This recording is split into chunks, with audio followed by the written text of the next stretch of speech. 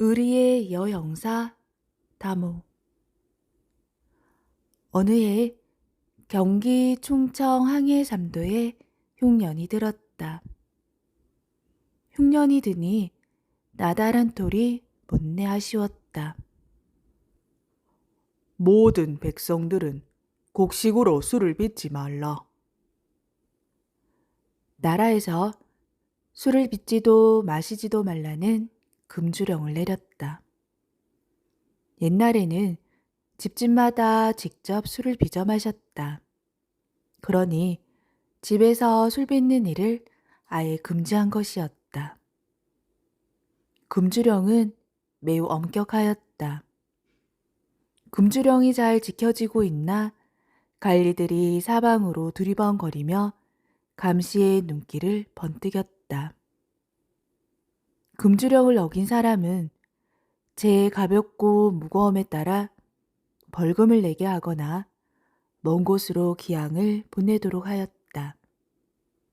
어떤 관리는 몰래 술 빚는 사람을 슬쩍 눈감아 주다가 매를 맞는 벌을 받았다는 소문이 떠돌았다. 관리들은 술 빚는 사람을 단속하느라 혼이 빠질 지경이었다. 술 빚은 사람을 빨리 잡아들이지 못하였다가 자기에게 하가 미칠까 안절부절 못하였다. 자네 주변을 잘 둘러보란 말일세. 요샌 대놓고 술 빚는 사람들이 있어야지요.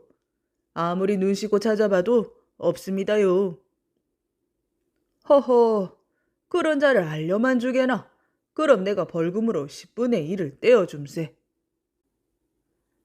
사정이 이러니 일러 바치는 사람들이 많아져 관리들은 술 빚는 사람을 쏙쏙 잡아들였다. 이러한 시절 한성부에 김시성을 지닌 다모가 있었다.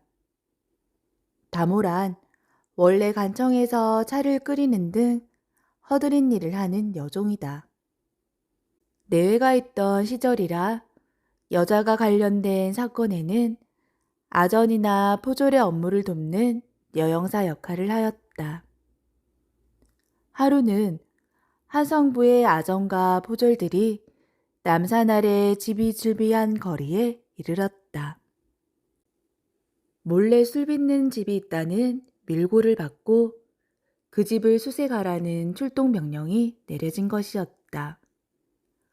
아전과 포졸들이 후미진 골목에 몸을 숨기고 어이 하고 다모를 불렀다. 나이든 아전이 다리 주변의 한 집을 집게손가락으로 가리켰다. 저 집은 양반집이니 함부로 들어갈 수가 없네.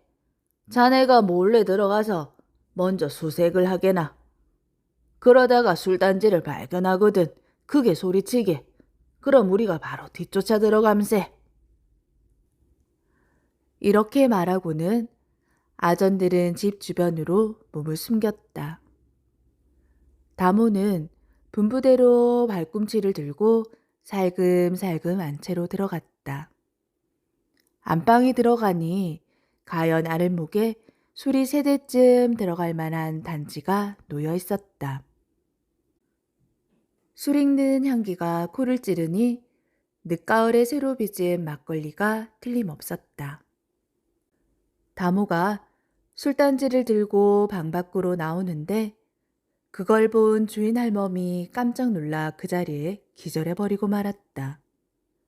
할멈은 금세 눈동자의 초점이 없어지더니 입에서 거품을 내뿜었다. 팔다리가 마비되고 얼굴은 새하얗게 질려 빗기가 없었다. 다모는 술단지를 급히 내려놓고 할멈을 안았다. 할멈의 입에 따뜻한 물을 조금씩 흘러주고 팔다리를 계속 주물렀다. 조금 뒤에 할멈이 깨어났다. 다모가 할멈을 점잖게 꾸짖었다. 나라에서 내린 금주령이 엄하거늘 어찌 양반의 신분으로 법을 어긴단 말입니까? 할멈이 모기 소리로 겨우 대답하였다. 우리 집 영감이 시름시름 고지병을 앓고 있네. 워낙 술을 좋아해서 하루도 술을 거르는 날이 없었지. 그런데 요즘 나라에서 술을 그만이. 아이고, 어찌하면 좋노. 음식도 못 먹고 술도 못 마시고 병이 갈수록 나빠졌네. 할멈은 두 손을 모아 간절히 용서를 빌었다. 이 늙은이가 어쩔 수 없이 나라의 법을 어겼네. 내가 잡혀가면 늙고 병든 영감은 누가 돌보겠는가. 부디 부처님 같은 자비심으로 내 사정을 봐주게. 내 죽어서도 이 은혜는 절대로 잊지 않음세. 다모는 할멈의 처지가 딱하였다. 할멈이 진심으로 잘못을 비는 모습을 보니 가슴이 찡하였다. 다모는 벌떡 일어나 부엌에 들어가 솥단지를 기울여 아궁이에 있는 재에다 술을 쏟아부었다. 그리고는 큰 사발 하나를 들고 살금살금 집을 빠져나와 곧장 콩죽 파는 가게로 달려갔다. 다모는 콩죽 한 사발을 사서 몰래 할멈에게 갖다 주었다. 끼니조차 잊지 못하셨다니 이 콩죽을 먹고 욕이라도 하세요. 그때 갑자기 다모가 뭔가 이상한 생각이 들었다. 혹시 몰래 술 빚는 사실을 아는 사람 있나요? 쌀도 내가 직접 빚었고 누룩도 내가 직접 빚었네. 내가 계속 집을 지키고 있었으니 아무도 아는 사람이 없을 것세. 그럼 누구에게 술을 판 일은 있나요? 이 늙은이가 앓는 영감을 위해 술을 조금 빚었을 뿐일세. 겨우 작은 단지에 잘랑거릴 양이니 누구한테 팔지도 않았어. 그럴 리가 없지. 그럼 이 술맛을 본 사람은 있습니까? 할멈은 고개를 갸웃거리더니 조심스레 입을 열었다. 어제 아침에 성묘를 가던 길이라며 시동생이 잠깐 들린 적이 있네. 시동생 집도 가난해서 아침을 굶은 눈치더구먼. 나 역시 간단한 아침죽도 차려줄 형편이 못 되니 어떡하겠나. 그냥 보낼 수도 없고 내가 술 한 잔을 줬어. 그 밖에는 다른 사람에게는 마시라고 준 일이 없네. 시동생은 나이가 얼마나 되었나요? 어떻게 생겼나요? 마른 편인가요? 키는 얼마나 되나요? 수염은 얼마나 자랐지요? 다모는 갑자기 시동생의 생김새에 대해 꼬치꼬치 캐물었다. 할멈은 질문 하나하나에 또박또박 대답해 주었다. 다모는 누군지 알 것 같다. 라고 말을 하며 그 집을 나왔다. 집 밖에서 목을 빼고 기다리던 아전이 물었다. 그래, 범인은 있던가? 다모는 태연하게 웃으며 말하였다. 이 집은 몰래 술을 빚은 일이 없습니다. 주인 할멈이 여러 날 굶은 터라 저를 보고 놀라 기절을 하셨습니다. 괜히 할멈을 을레었다가 사람 하나 죽이는 거 아닌가 싶어 깨어나실 때까지 기다렸다가 나오느라 늦었습니다. 다모가 아전과 포졸들을 쫓아 한성부 간청으로 돌아오는 길이었다. 다모는 웬 젊은 양반이 뒷짐을 지고 내거리에서 얼쩡거리다가 아전과 포졸들이 골목에서 나오는 것을 반기는 모습을 보았다. 그 젊은 양반의 생김새가 아까 할멈이 말한 시동생의 모습과 똑같았다. 빈속에 그냥 보내기 못해 술 한 잔을 준 형수를 밀고 해? 돈이 멀어도 단단히 멀었구먼. 다모는 분이 치밀어 올라 도저히 참을 수가 없었다. 다짜고짜 손을 들어 젊은 양반의 뺨을 찰싹 때리고 침을 탁 뱉으며 꾸짖었다.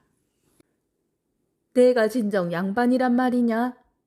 세상에 양반이라는 자가 몰래 술을 빚는 형수를 밀고 해? 포상금이나 받아먹으려고 했단 말이냐? 다모는 자기가 여종이고 상대방이 엄연한 양반이라는 사실을 잠시 잊었던 것이다.